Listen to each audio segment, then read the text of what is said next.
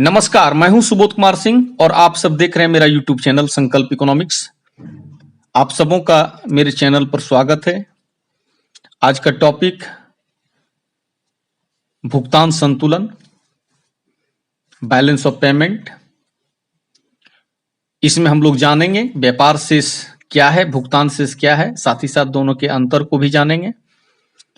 लेकिन इस बार जैक के 2020 में जैक में ये क्वेश्चन पूछा जा चुका हूबहू व्यापार शेष एवं भुगतान शेष में अंतर, इसलिए अंतर तो इस बार नहीं आएगा। लेकिन चूंकि आप लोग जानते हैं कि पैटर्न चेंज हुआ, उसमें 2 नंबर का 10 क्वेश्चन आने जा रहा है, तो वैसी स्थिति में व्यापार शेष क्या है या भुगतान शेष क्या है, इस तरह से सिंगल सिंगल क्वेश्चन बनाया जा सकता है। और चूंकि इस चैप्टर में बहुत कम क्वेश्चन बनता है, उसमें सबसे इंपॉर्टेंट यही क्वेश्चन आता है और उसके बाद इसका इंपॉर्टेंस आता है, इसलिए पूछा गया है। इसके बावजूद भी आप लोग को करके जाना है। व्यापार शेष क्या है कम से कम इतना जान के जाइए, भुगतान शेष क्या है इतना जान के जाइए। बाकी पॉइंट को आप नहीं भी करते हैं तो कोई बात नहीं है, लेकिन इसके मीनिंग को आप समझिए। हाँ, बाकी पॉइंट अगर करके जाते हैं तो आपका पूरा कंसेप्ट क्लियर रहेगा और इससे ऑब्जेक्टिव भी कोई क्वेश्चन आता है या फिल इन द ब्लैंक्स वगैरह आता है तो वहां पर भी आपको थोड़ा सा फायदा होगा। इसलिए ऐसे क्वेश्चन को आप लोग छोड़िएगा नहीं। तो पहले देखते हैं व्यापार शेष क्या है, उसके बाद देखेंगे भुगतान शेष क्या है। सबसे पहले समझते हैं कि व्यापार होता क्या है। तो एक्चुअली हम लोग किसी भी चीज का आयात भी करते हैं, इसको इंग्लिश में आप इंपोर्ट कहेंगे, और निर्यात भी करते हैं। आयात और निर्यात यानी कि कहीं से सामान मंगा रहे हैं, मंगाने का काम कर रहे हैं तो वो आयात है, और कहीं सामान आप भेजते हैं तो निर्यात कहलाएगा। ठीक है। तो हर देश आज के समय में बहुत सारी चीजों का आयात भी करता है, बहुत सारी चीजों का निर्यात भी करता है। जैसे भारत के संदर्भ में देखा जाए तो भारत तेल का आयात करता है, तेल का बहुत बड़ा आयातक देश हो गया है। हमारी जितनी जरूरतें हैं, डीजल, पेट्रोल, केरोसिन या गैस वगैरह, ये पेट्रोलियम पदार्थ का, उसका 80% हम लोग, जितना हम लोग यूज करते हैं अपने देश में, 80% दूसरे देश से मंगाते हैं। लेकिन वहीं पर हम बहुत सारी चीज भेजते भी हैं, जिसमें एक बहुत बड़ा एग्जाम्पल आप चाय ले सकते हैं। चाय का हम बहुत बड़ा निर्यातक है। तो बहुत सारी चीजों का आयात करते हैं दूसरे देश से, यानी दूसरे देश से मंगाते हैं। बहुत सारी चीजें दूसरे देश को भेजते भी हैं। इन दोनों का जो डिफरेंस होगा, समझ गए, इन दोनों का जो डिफरेंस होगा, उसी डिफरेंस को हम कहते हैं व्यापार शेष, बैलेंस ऑफ ट्रेड। अब जैसे हो सकता है कि किसी देश का जो आयात होता है वो ज्यादा हो जाए, निर्यात कम, यानी कि आप दूसरे देश को भेज कम पाते हैं और मंगाते ज्यादा है। ऐसी स्थिति हो तो ऐसे स्थिति में ये वाला जो कंडीशन होगा ये प्रतिकूल होगा, प्रतिकूल व्यापार शेष, यानी कि फेवरेबल नहीं है, ये अनफेवरेबल हो गया। ये अनफेवरेबल बैलेंस ऑफ ट्रेड कहलाएगा। समझ गए। यानी कि आयात ज्यादा करना और निर्यात कम करना ये अच्छी बात नहीं है किसी भी देश के संदर्भ में। भारत का जहां तक संदर्भ है तो भारत के साथ यही होता है। भारत का जो व्यापार शेष है वो क्या है, प्रतिकूल है। यानी भारत दूसरे देशों पर ज्यादा निर्भर है, दूसरे देशों से ज्यादा चीजें मंगाता है और भेज कम पाता है। हाँ, उसमें सबसे बड़ा फैक्टर यही है, तेल ही हमारे व्यापार शेष को प्रतिकूल करके रखा है, व्यापार घाटा बढ़ा गया। प्रतिकूल व्यापार से मतलब व्यापार घाटा, एक तरह से व्यापार घाटा, डेफिसिट ट्रेड हो गया। लेकिन यदि आयात से ज्यादा निर्यात हो जाए, आयात समझ रहे हैं, एक बार लिख देते हैं इसको इंग्लिश में, इंपोर्ट, इधर एक्सपोर्ट। तो यदि हमारा इंपोर्ट कम हो और एक्सपोर्ट ज्यादा करें तो इसको कहेंगे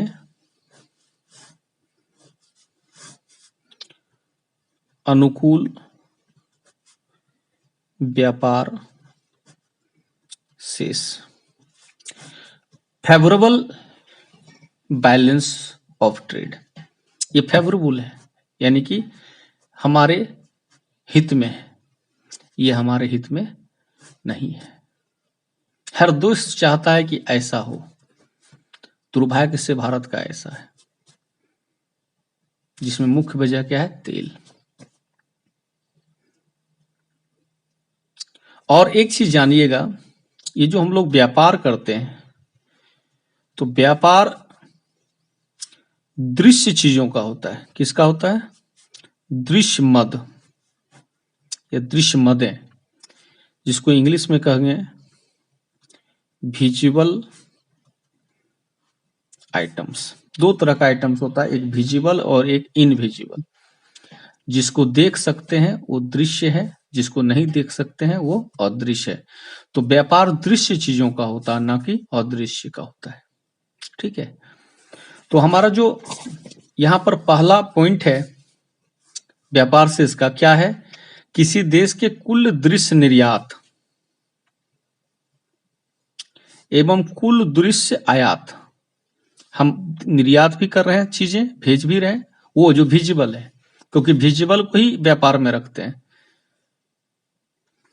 और कुल दृश्य आयात, और जो कुल हम दूसरे देश से मंगा रहे हैं, के मूल्य में जो अंतर होता है, यानी दोनों का जो डिफरेंस होता है, वही क्या है, व्यापार शेष है। जैसे अभी हम बताए कि आयात और निर्यात का जो अंतर होता है वो क्या कहलाता है, व्यापार शेष कहलाता है। जैसे मानते हैं आयात हो 100 रुपये का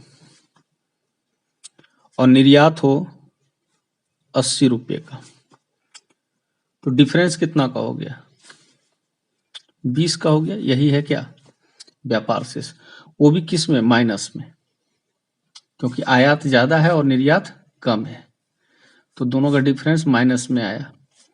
ये क्या कहलाएगा, अनफेवरेबल बैलेंस ऑफ ट्रेड कहलाएगा। लेकिन पहले हमको देखना व्यापार शेष क्या है, 20 निकला है, अंतर कितना है, 20 का। ये अगर माइनस में होगा तो अनफेवरेबल, प्लस में होगा तो फेवरेबल।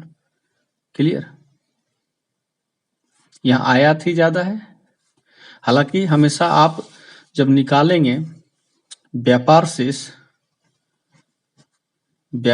जब आप निकालेंगे तो आप निर्यात जितना किए हैं उससे माइनस कीजिए आयात को।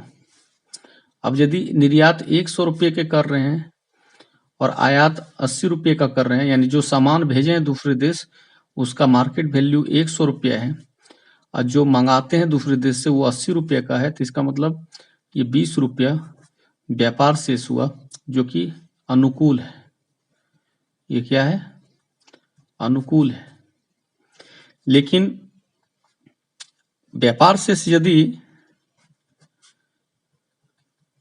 इस कंडीशन में हो कि निर्यात आपका और आयात का डिफरेंस निकालने जाएं और निर्यात ही 80 रुपया का हो और आयात 100 रुपये का हो, तो ये माइनस में 20 आया, ये आपका प्रतिकूल व्यापार शेष कहलाएगा। ध्यान देंगे, भारत का यही है, भारत के संदर्भ में जो व्यापार शेष है वो यही है, प्रतिकूल है, ध्यान रखेंगे। तो जितना दृश्य निर्यात और दृश्य आयात है उसका जो अंतर है वही क्या कहलाता है, व्यापार शेष। जबकि भुगतान शेष के बारे में बात किया जाए तो भुगतान शेष में क्या होता है, इसमें हर तरह के चीज को शामिल करेंगे। इसमें तो केवल दृश्य को शामिल कर रहे थे ना, इसमें अदृश्य को भी शामिल करेंगे। यानी कि भुगतान शेष जो होगा इसमें दृश्य प्लस अदृश्य दोनों आइटम आएगा। इसमें क्या आएगा, केवल दृश्य आएगा।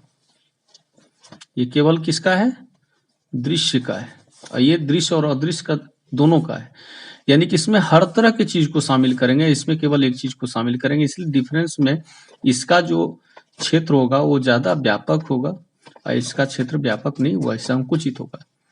ये ब्रॉडर कंसेप्ट होगा, ये नैरो कंसेप्ट होगा। तो जैसे पहला पॉइंट आप देख सकते हैं क्या लिखा हुआ है, किसी देश का विश्व के अन्य देशों के साथ होने वाले सभी प्रकार के लेन देन, कुछ भी छूटने वाला नहीं है। तो सब प्रकार का लेन देन यानी बहुत सारी चीजें दूसरे देश से लेते हैं, बहुत सारी चीजें देते भी हैं। चीजें यहां भी ले रहे थे, दे रहे थे, लेकिन यानी आइटम यहां भी लेन देन हो रहा था, लेकिन यहां पर किसका लेन देन हो रहा था, केवल दृश्य। देखिए इस पॉइंट को, इसमें केवल दृश्य मद है, इसी का हो रहा था। इसमें क्या है, दृश्य मदों के साथ साथ अदृश्य मद भी, इसलिए लिखा हुआ है सभी प्रकार के लेन देन। एक चीज को आप समझेंगे उसी के हिसाब से दूसरे पॉइंट को भी आप समझ पाएंगे। तो किसी देश का विश्व के अन्य देशों के साथ होने वाले सभी प्रकार के लेन देन का जो अंतर होगा वो क्या कहलाएगा, भुगतान शेष कहलाएगा। इसमें केवल दृश्य, इसमें सभी प्रकार का यानी दृश्य प्लस अदृश्य। देखिए इसका संबंध केवल वस्तुओं का लेन देन है, तो वस्तु का जो लेन देन है, तो वस्तु तो दृश्य है ना, वस्तु को देख सकते हैं। जैसे ये पेन ही है, ये दृश्य मद होगा, विजिबल आइटम होगा। तो इस तरह पेन हुआ, कॉपी हुआ, मोबाइल हुआ, इस सब का जो लेन देन होगा वो आएगा व्यापार शेष में। इसका संबंध वस्तु एवं सेवाओं दोनों से है, यानी इधर वाला सब चीज इधर रहेगा, लेकिन कुछ अलग भी रहेगा। सेवा का जिक्र इसमें नहीं है, इसमें केवल वस्तु का जिक्र है। वस्तु में कैसे, क्या चीज का, जैसे पेन नहीं, कॉपी, ये सब दृश्य है। इसमें क्या है, पेन कॉपी तो रहेगा ही, साथ साथ अदृश्य भी रहेगा, यानी सेवा अदृश्य में आ जाएगा एक तरह से। तो इसमें वस्तु है और इसमें वस्तु के साथ साथ सेवा भी है। और इसमें क्या बनता है कि वस्तु है यानी दृश्य मद है, वस्तु जो होता है वो दृश्य मद होता है, उसी का आयात निर्यात रहेगा। और इसमें दृश्य मदों के साथ साथ अदृश्य मद, जैसे बैंक, पर्यटन, बीमा, जहाज रानी। जैसे बैंक होता है ना, हमारे देश का बैंक दूसरे देश में, दूसरे देश का बैंक हमारे देश में, तो इससे भी इनकम होता है। हमारे देश के बैंक अगर बाहर में काम, दूसरे देश में काम कर रहे हैं, तो वहां से हमारे देश को इनकम हो जाएगा। दूसरे देश का यानी विदेशी बैंक हमारे देश में फंक्शन कर रहा है तो विदेश को इनकम हो जाएगा। पर्यटन, घूमने फिरने के लिए लोग आते जाते हैं, इससे भी एक दूसरे को इनकम होता है।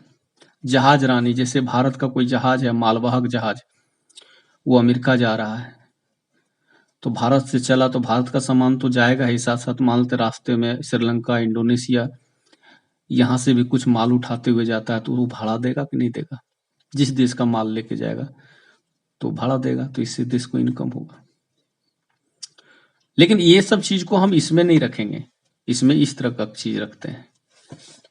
इसमें ये वाला भी चीज रहेगा और साथ साथ ये भी रहेगा, इसलिए ये ज्यादा ब्रॉडर कंसेप्ट है। लिखा हुआ है व्यापार से एक संकुचित धारणा है और ये क्या है, विस्तृत धारणा है। इसके मदों को केवल चालू खाता में शामिल किया जाता है। ये पॉइंट जब जाइएगा तो थोड़ा डिटेल के लिए आपके लिए है। इसके मदों को यानी कि ये जो आपका है चीजों का जो आयात निर्यात हो रहा है, वो सब का डिटेल होता है चालू खाता में। दो तरह का खाता आगे पढ़ेंगे हम लोग, एक चालू खाता होता है, एक पूंजी खाता होता है, करेंट अकाउंट और कैपिटल अकाउंट। तो इसका वाला जितना आइटम होगा सब इसी अकाउंट में होगा। पूछा जा सकता है फिल इन द ब्लैंक्स में भी कि व्यापार शेष के मदों को डैश खाते के अंतर्गत रखा जाता है। किसके अंतर्गत रखा जाता है, चालू खाते के अंतर्गत। याद रहेगा।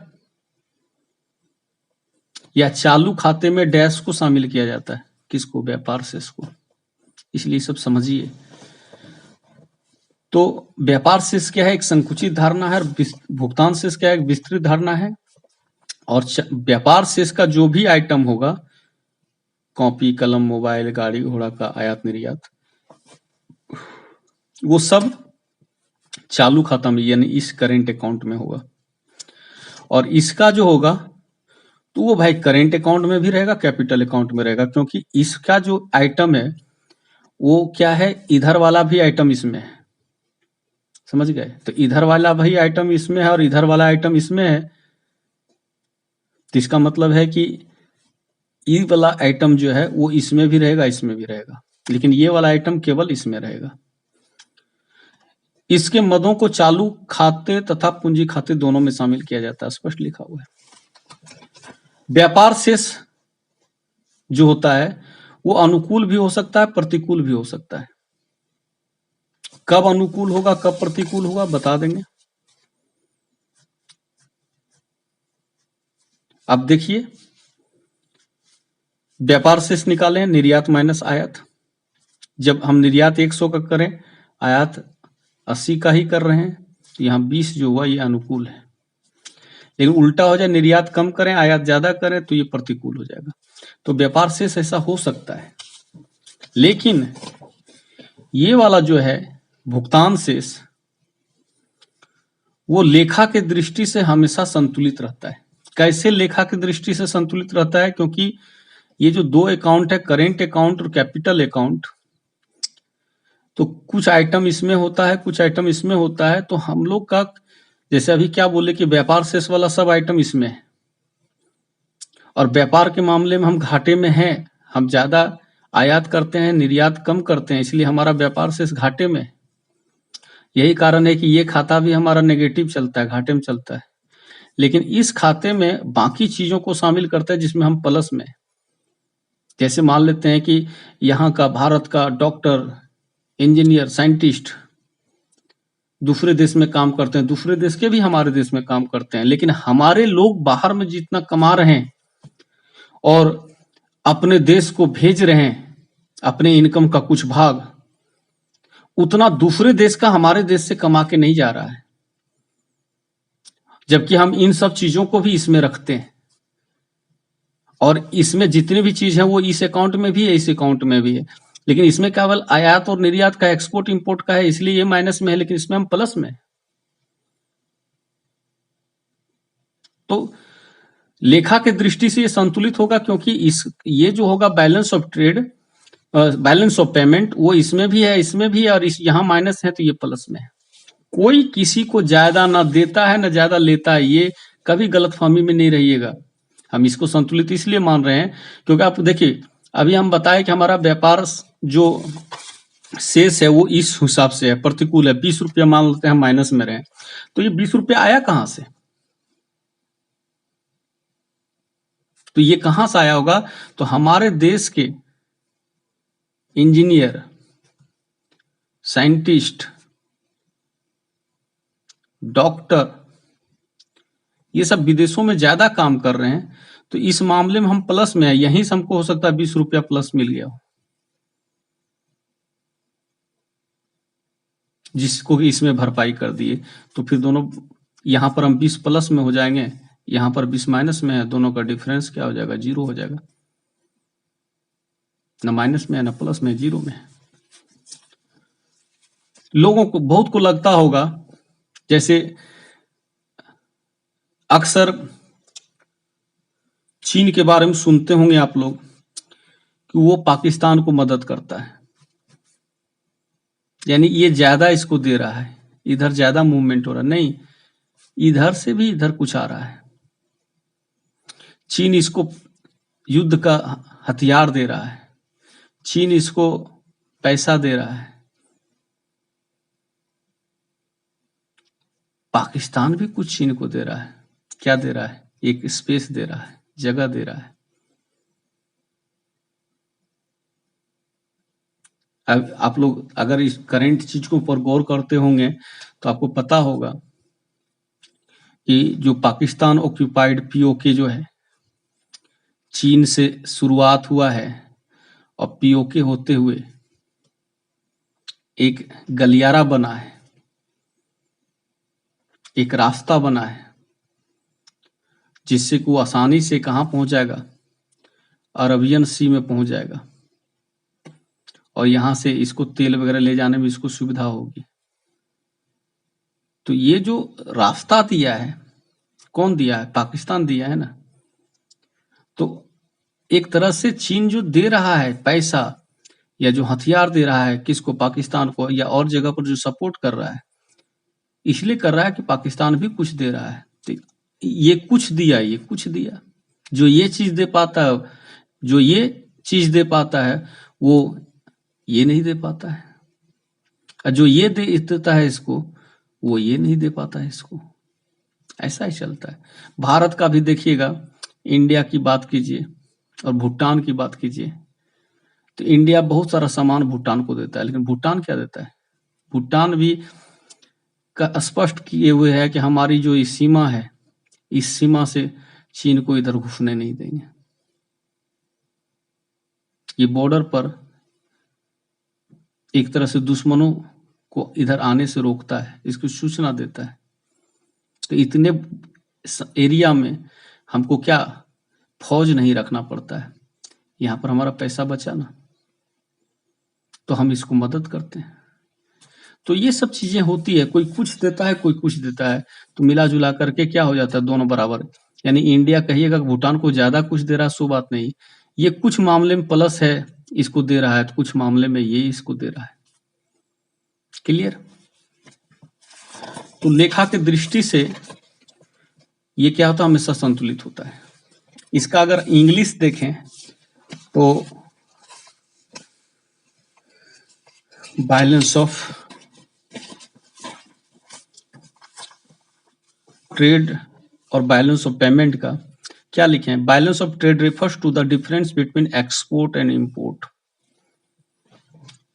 निर्यात और आयात का जो डिफरेंस है, वही क्या है? बैलेंस ऑफ ट्रेड है। जबकि balance of payment is a statement of all economic transaction, हर तरह का ट्रांजेक्शन जो एक देश का दूसरे देशों के साथ होता है, वो कहलाता है balance of payment. It includes only visible items, ये विजिबल और इनविजिबल दोनों है, यानी ये केवल दृश्य मद को शामिल करता है, टीवी वगैरह, फैन वगैरह, और ये दृश्य के साथ साथ अदृश्य को भी शामिल करता है, जैसे banking, insurance. It is narrow concept, क्योंकि एक ही चीज केवल विजिबल आइटम को लेकर चलता है। ये वाइडर कंसेप्ट है, क्योंकि विजिबल प्लस इनविजिबल है इसमें। It is only a partial record, ये कुछ ही चीज का रिकॉर्ड रखता है, ये सब चीज का रिकॉर्ड रखता है। इट मे बी फेवरेबल और अनफेवरेबल, यानी कि ये माइनस और प्लस दोनों में हो सकता है, लेकिन ये हमेशा क्या होता है? बैलेंस होता है। तो ये हुआ डिफरेंस। अब हमारा जो क्वेश्चन है वह है चालू खाता और पूंजी खाता में अंतर, डिफरेंस बिटवीन करेंट अकाउंट और कैपिटल अकाउंट। इसका डिफरेंस पूछ सकता है, क्योंकि ये नहीं पूछा था 2020 में। तो चालू खाता वह खाता है जिसमें वस्तुओं एवं सेवाओं के आयात निर्यात का विवरण होता है। बोले ना, वस्तु का आयात निर्यात है किसमें? व्यापार शेष में, और यहाँ पर मेंशन है, इसके मदों को चालू खाते में रखा जाता है। ठीक है, तो जितने भी चीजों का आयात निर्यात होता है उसका अंतर तो व्यापार शेष कहलाता है, लेकिन उस चीज का जिक्र हम किस अकाउंट में करते हैं? तो करेंट अकाउंट में करते हैं। और इसमें क्या है कि पूंजी खाता वह खाता है जो एक देश के निवासियों एवं शेष विश्व के निवासियों के द्वारा किए गए उन सभी लेन देन का हिसाब रखता है जिसमें परिसंपत्ति का निर्माण होता है। यानी कि एक देश का दूसरे देश के साथ जितने प्रकार का लेन देन हो रहा है वो सब का रिकॉर्ड रहे, लेकिन हाँ, उस लेन देन में फायदा हो, एसेट बने, एसेट क्रिएशन हो, ये फालतू के चीजों का इसमें जिक्र नहीं होना चाहिए। ऐसी चीजों का जिक्र होता है जिससे कि या तो इधर भी फायदा हो, इधर भी फायदा हो।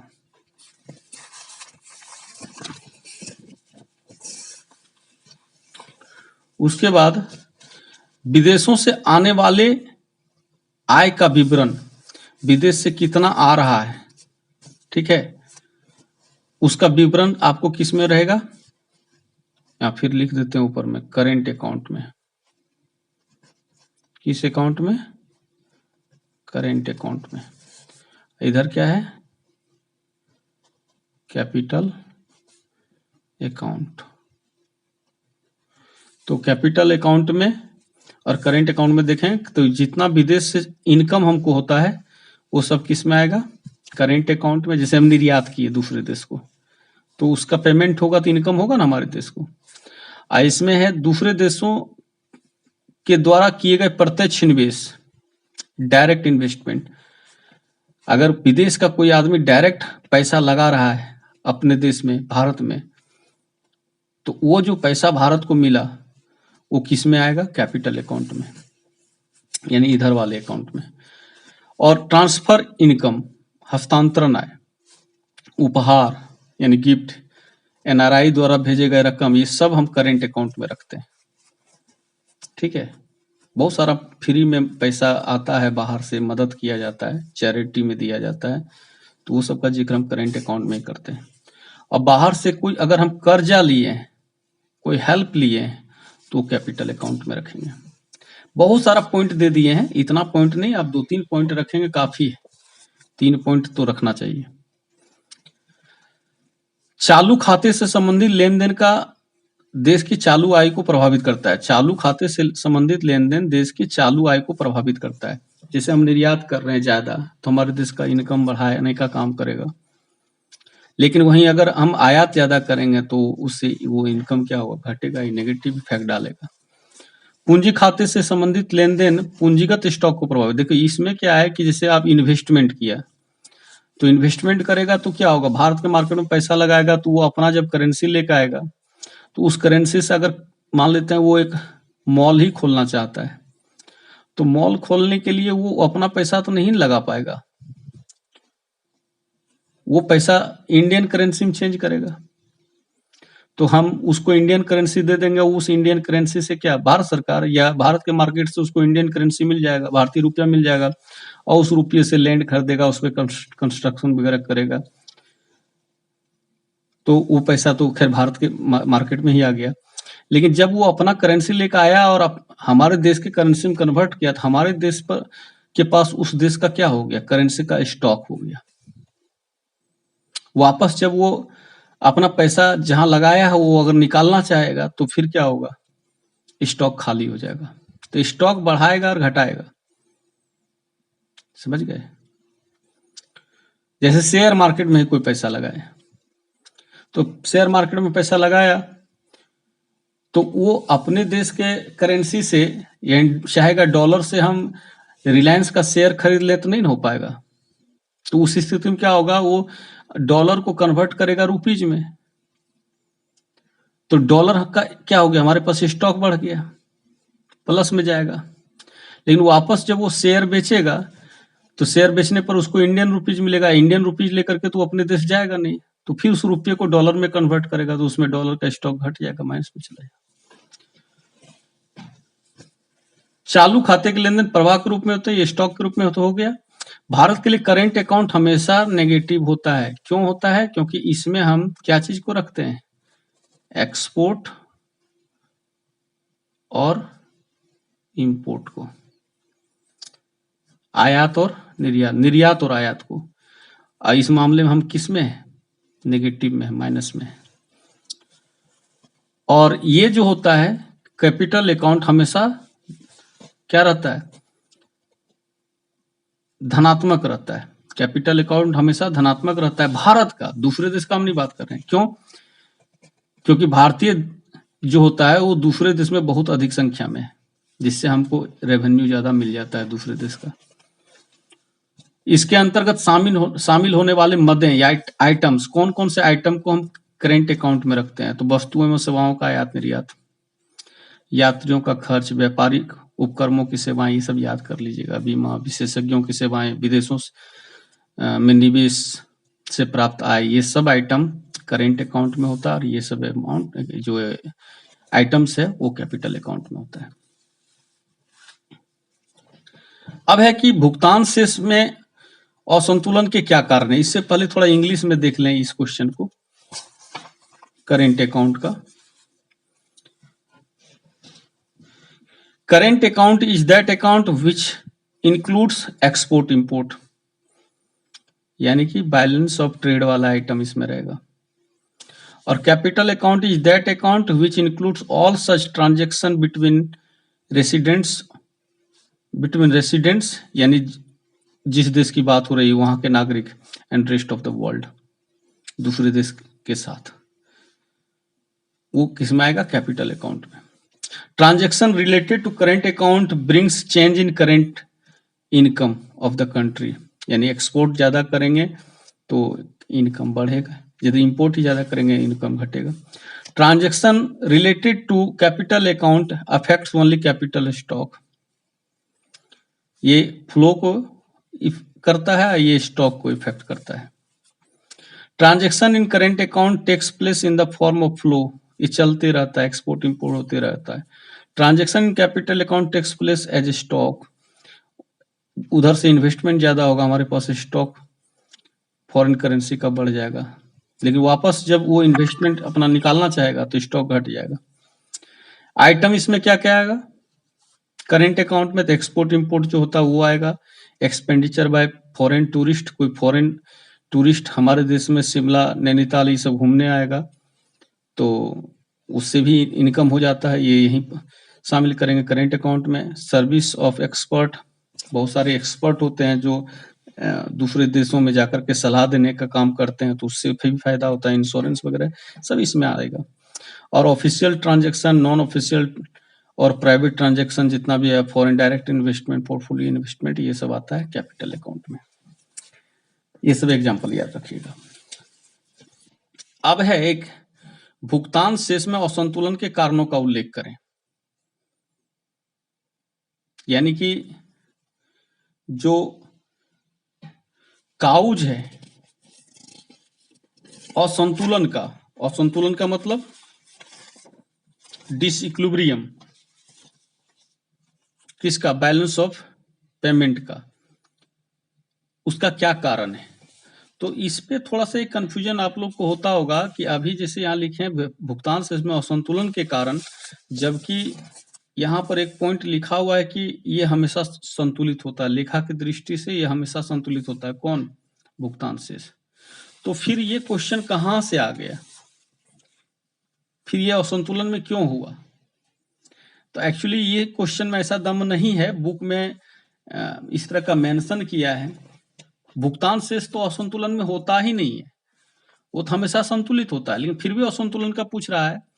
तो ये इस सेंस में पूछ रहा है क्योंकि भुगतान शेष का जो आइटम होता है वो एक करेंट अकाउंट में रहता है और एक कैपिटल अकाउंट में रहता है। ठीक है, करेंट और कैपिटल।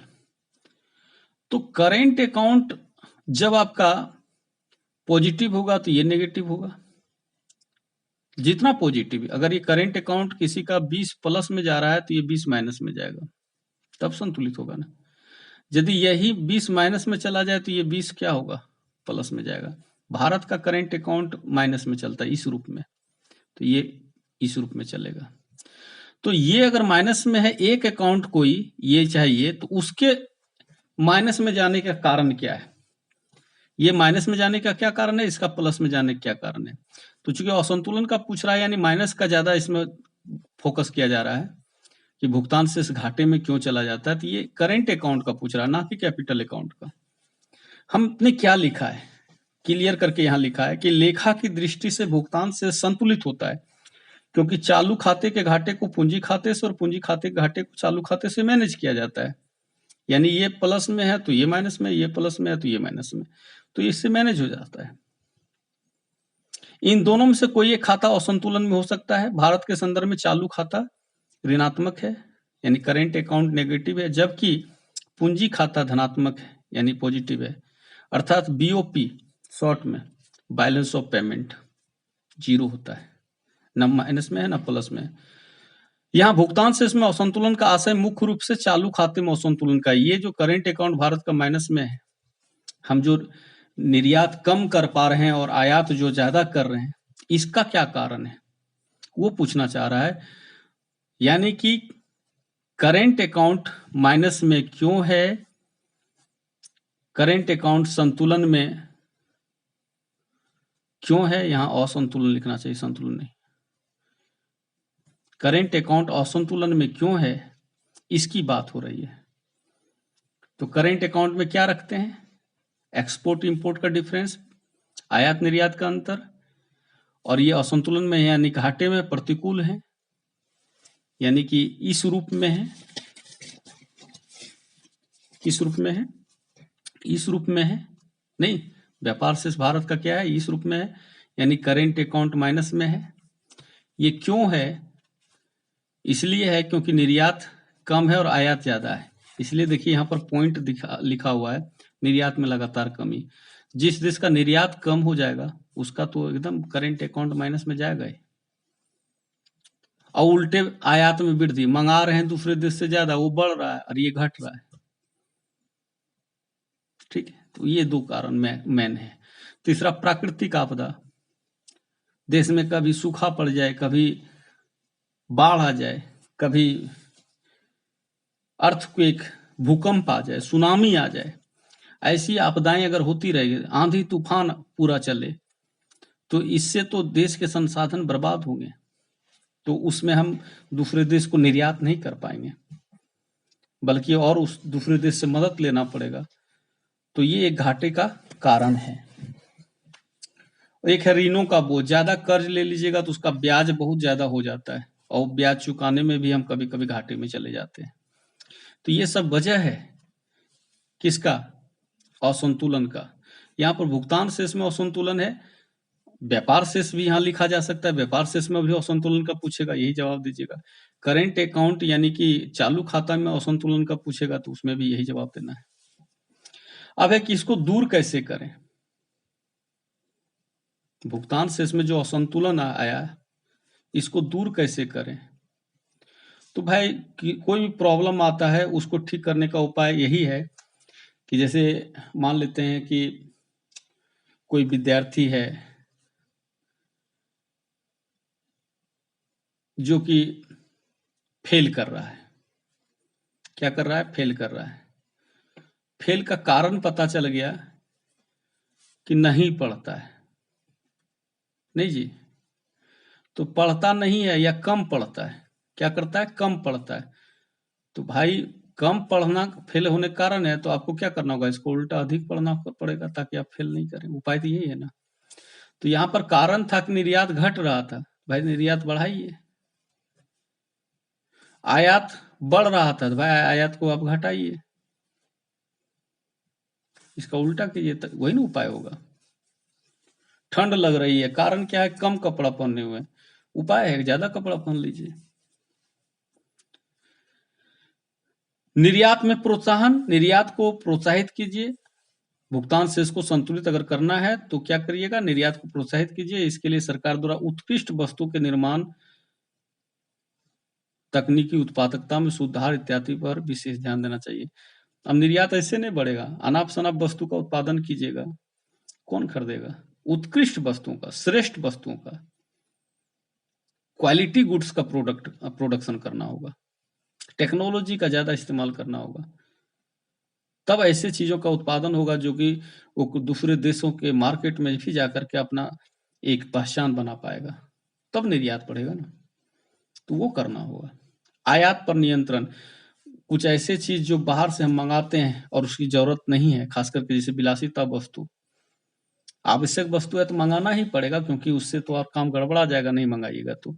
लेकिन कुछ ऐसे हैं जो ऐसो आराम के लिए महंगी महंगी गाड़ियां, एयर कंडीशनर वगैरह जो दूसरे देश से मंगाते हैं, उस पर आप अंकुश लगा करके भी व्यापार से इसके असंतुलन को ठीक कर सकते हैं। प्रत्यक्ष नियंत्रण नहीं हो तो डायरेक्ट एक्शन लीजिए, टैक्स वगैरह ज्यादा लगा दीजिए, इससे भी आयात घट जाएगा। नहीं घटेगा, मान लेते हैं कोई चीज है जो कि भारत का है तो 50 कम बिकता है, चीन का है तो 40 रुपये में बिक रहा है, तो 10 रुपये कम में बिक रहा है तो 10 रुपये फायदा हो रहा है, इसलिए कौन खरीदेगा, चीन वाला खरीदेगा। लेकिन इस पर 20 रुपये टैक्स लगा दो, अब ये 60 हो जाएगा, कौन खरीदेगा इसको। डी नंबर में जो अवमूल्यन है इसको ऐसे समझिए, अवमूल्यन का मतलब होता है जानबूझ करके कोई देश अपने मुद्रा का वैल्यू घटा दे तो वही अवमूल्यन है। जैसे मान लेते हैं कि $1 का रेट भारतीय रुपये में मान लेते हैं अभी के समय में 70 रुपये है। अब सरकार जानबूझ करके $1 का रेट का वैल्यू घटा दे तो भारतीय रुपये का वैल्यू घटने का मतलब है कि $1 का जहां 70 रुपया हो रहा था अब ये हो जाए 72 या 75। ऐसा हो जाए तो इसका मतलब है कि भारतीय रुपया कमजोर हो गया, ना कि 70 से 65 और 60 होंगे तो कमजोर होंगे। 70 से 60 65 होंगे तो हम मजबूत होंगे, ऐसा होगा तो कमजोर होंगे। तो अगर जानबूझ करके $1 का रेट को इस रूप में ले आए भारत सरकार तो इसका मतलब है वही क्या है, अवमूल्यन है। अवमूल्यन को ही इंग्लिश में कहते हैं डिवैल्यूशन। ठीक है, तो डिवैल्यूशन करने से भी हमारा निर्यात बढ़ जाएगा, आयात घट जाएगा, यानी कि ये जो भुगतान से इसमें असंतुलन है वो ठीक हो जाएगा। वो कैसे? जैसे मान लेते हैं कि $1 का रेट है तो अभी 73 के आसपास, मान लेते हैं 70 है। $1 का रेट कितना है? 70 रुपये है। अब कोई सामान है वो विदेश में $1 में बिक रहा है और भारत में 70 रुपये में बिक रहा है। तो ऐसी स्थिति में कोई भी आदमी भारत से खरीद करके विदेश भेजना नहीं पसंद करेगा। ठीक है, क्यों? क्योंकि अगर 70 रुपया में वो खरीदा भारत में और उसी चीज को वो ले गया अपने देश और $1 में बेच दिया या दूसरे देश में $1 में बेच दिया, तो फिर जब $1 उसको मिलेगा और वो भारतीय रुपये में कन्वर्ट करेगा कितना मिलेगा? 70 रुपया ही मिलेगा, क्योंकि $1 का रेट कितना है? 70 है। $1 में विदेश में सामान बेचा तो उसको एक सामान का दाम कितना आया? $1 आया, यानी $1 आया यानी 70 रुपया आया और 70 रुपया में ये मिल रहा है। तो 70 रुपया में खरीद करके $1 में बेचता है तो उसको कुछ बचता कहाँ है? जीरो ना, प्रॉफिट हो जाता है। अब भारत सरकार जानबूझ करके $1 का रेट अगर 75 कर दे, वैल्यू डिक्रीज कर दे, तब क्या होगा कि वो 70 रुपये में खरीदेगा। भारत में 70 रुपये मिल रहा है, विदेश में कितना बिकेगा? वो $1 में। तो एक सामान खरीदा 70 रुपये में, विदेश में जाकर के $1 में बेच दिया और उस $1 को जब भारतीय रुपये में कन्वर्ट करेगा तो उसको कितना मिल जाएगा? 75 रुपया। तो 5 रुपये का प्रॉफिट हुआ ना। इस तरह से अगर 1 लाख वस्तु है तो 5 लाख का प्रॉफिट हो जाएगा। तो जब कोई भी देश अपने देश की वैल्यू, अपने देश की करेंसी का वैल्यू जान कर घटाता है तो क्या बढ़ता है? निर्यात बढ़ता है। तो कहिएगा तब तो भारत का रुपया जितना कमजोर हो जाए उतना अच्छा है। देखिए, वो बात नहीं है। ये तो अपने निर्यात बढ़ाने के लिए, अब आदमी कैसे गिड़गिड़ा करके हाथ जोड़ करके किसी से काम करवाता है, एक ऐसे मेरा काम होना चाहिए। अच्छा कौन है? आप जब कहते हैं कि मेरा भी काम होना चाहिए, निकालिए, तो इसका मतलब आप में सामर्थ्य, एक भीख मांग करके आप काम निकलवाते हैं। तो अपना वैल्यू घटा करके जो है ना, ये भीख मांगना है, ये अपनी कमजोरी को दिखाना है। ऐसा नहीं, हम चीज ही क्यों नहीं इतना अच्छा बनाए? ये जो 70 रुपया हमको खर्चा पड़ रहा था देश में, जो 70 रुपया में बिक रहा है, हम ऐसा टेक्नोलॉजी यूज करें नहीं जिससे कि 70 की जगह ये 65 रुपया में बन जाए, 60 रुपया में बन जाए। तो वैसी स्थिति में भी तो निर्यात बढ़ सकता है। क्या होगा?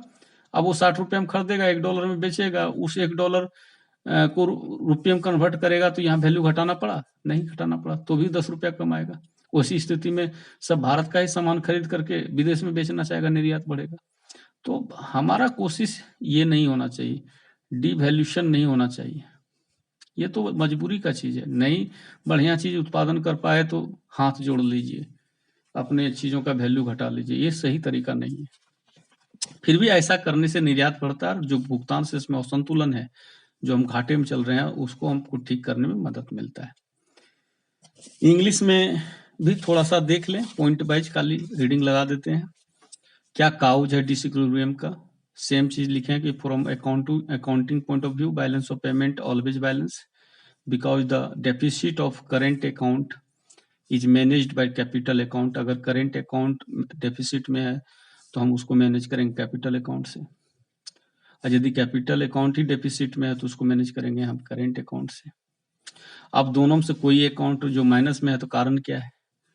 कंटिन्यूस डिक्रीज इन एक्सपोर्ट, लगातार एक्सपोर्ट कम हो और इंपोर्ट बढ़े तो ऐसी स्थिति में होगा। नेचुरल डिजास्टर होता रहे, फ्लड, फेमिनिन, ड्रॉट, अर्थक्वेक, ये सब होते रहेगा तो प्रॉब्लम आएगा। बर्डन ऑफ डेट, कर्ज ले लीजिएगा तो उससे भी होगा। तो इसको रिमूव कैसे करें इस प्रॉब्लम को? तो बस इसका उल्टा कर दीजिए, एक्सपोर्ट का प्रमोशन कीजिए। यहाँ जो एक्सपोर्ट कम हो रहा था यहाँ इंक्रीज करना एक्सपोर्ट को, इम्पोर्ट को का रिस्ट्रिक्शन कीजिए, यानी ऊपर वाले को उल्टा कर दीजिएगा, प्रॉब्लम दूर हो जाएगा। तो ये था हम लोग का बैलेंस ऑफ पेमेंट। आज हम लोग बैलेंस ऑफ पेमेंट पढ़े, एक ही वीडियो में पूरा कंप्लीट कर दिए। आप लोग इसको बार बार देखिएगा, एक बार में नहीं क्लियर होगा तो दोबारा देखिएगा। और क्वेश्चन जो इससे आता है वो एक बार फिर से आपको बता दें, ये क्वेश्चन 2020 जैक में पूछ दिया है, इसलिए डिफरेंस अब नहीं पूछेगा। लेकिन ये केवल पूछे या ये केवल पूछे तो इसलिए कम से कम डेफिनेशन जरूर जानिए कि व्यापार शेष क्या है या भुगतान शेष क्या है, यानी इतनी बातें यहाँ से यहाँ तक और इतनी बात यहाँ से। एक आध पॉइंट और इसमें साथ साथ करने जानते हैं, कर लेते हैं तो अच्छी बात है। इन दोनों का डिफरेंस आप कर सकते हैं, करना भी चाहिए। तो ये दो इंपॉर्टेंट क्वेश्चन बनता है, ये पूछ दिया है इसलिए सिंगल करना है, ये क्वेश्चन भी कर लीजिएगा। इधर जो है आपका भुगतान शेष में असंतुलन, ये कभी कभार पूछता है, इजी है देखना। तो यही तो चैप्टर में है, ज्यादा कुछ तो है नहीं। तो ठीक है, हम लोग अब मिलेंगे अगले वीडियो में, और अगले वीडियो में हम लोग जानेंगे क्या चीज के बारे में, जो पार्ट बी का एक चैप्टर बच गया है, वो सेकेंड चैप्टर जो है वो है determination of income and employment. ये चैप्टर आय एवं रोजगार का निर्धारण, ये लास्ट चैप्टर है पार्ट बी का, मैक्रो इकोनॉमिक्स का। वो हम लोग को करना है अगले वीडियो में, थोड़ा बड़ा होगा, इसको देख लेंगे। इसी में हालांकि मल्टीप्लायर होगा, वो भी देखना है।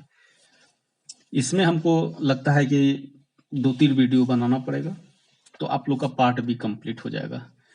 आप लोग बने रहिए, सब चीज कंप्लीट होगा मेरे चैनल पर।